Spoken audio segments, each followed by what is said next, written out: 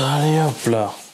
Si je te disais que gérer ton argent n'avait rien à voir avec des mathématiques, que les plus grandes erreurs financières ne viennent pas d'un manque de chiffres ou de connaissances, mais surtout d'un excès d'émotions.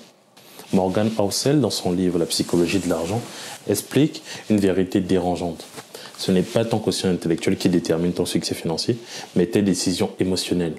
Dans cette vidéo, on plonge ensemble dans les 12 leçons puissantes issues de ce livre révolutionnaire que j'ai pu acquérir. Pourquoi ton passé influence tes décisions d'investissement?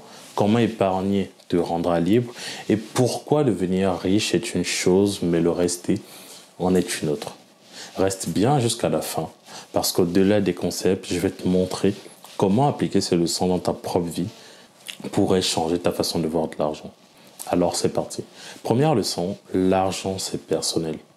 Ton rapport à l'argent est façonné par tes expériences. Tu ne prends pas tes décisions financières comme un expert qui analyse des données, mais comme une personne qui est tout simplement influencée par son passé.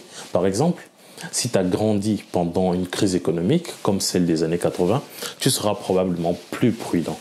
Mais quelqu'un qui a vu les marchés exploser dans les années 90, ou même actuellement récemment avec les crypto-monnaies, prendra naturellement plus de risques. Ce qui nous emmène à la deuxième leçon. La chance joue un rôle énorme.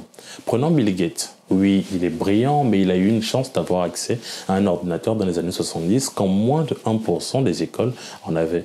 Moralité, ne juge pas les succès ou les échecs des autres sans comprendre le contexte dans lequel ils les ont réalisés. Le contexte compte énormément. Quelle expérience influence aujourd'hui tes décisions sur l'argent? Dis-le moi en commentaire.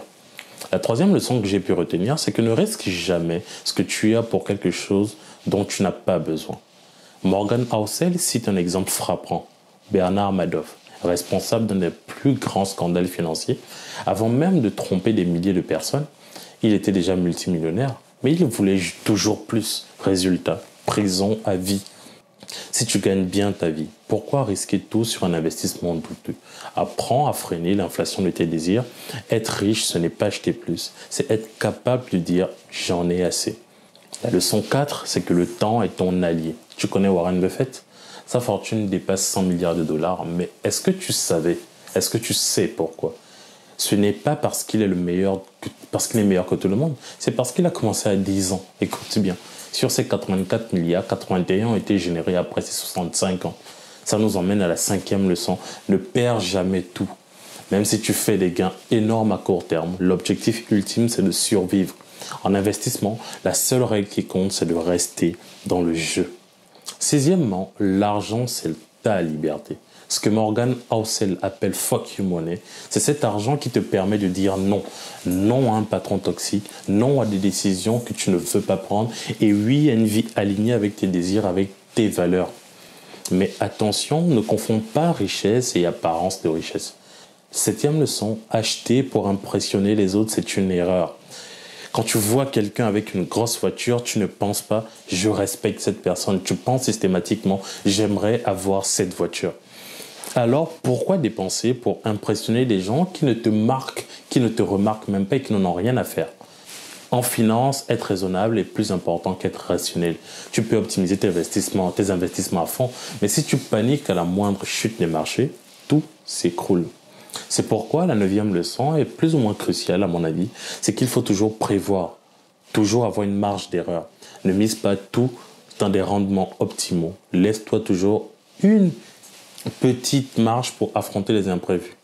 Et la dernière série de leçons, ne copie pas ceux qui jouent un jeu différent. Si tu investis sur 20 ans, ne te compare pas avec ceux qui spéculent sur 20 jours.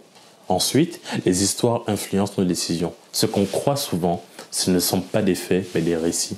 Analyse toujours ce qu'on te raconte. Et pour finir, l'argent est un outil, ce n'est pas une fin en soi. Utilise-le pour créer une vie qui te rend heureux, mais ne t'en rend pas malade au point de ruiner ta vie. Voilà les 12 leçons que j'ai pu tirer de ce livre.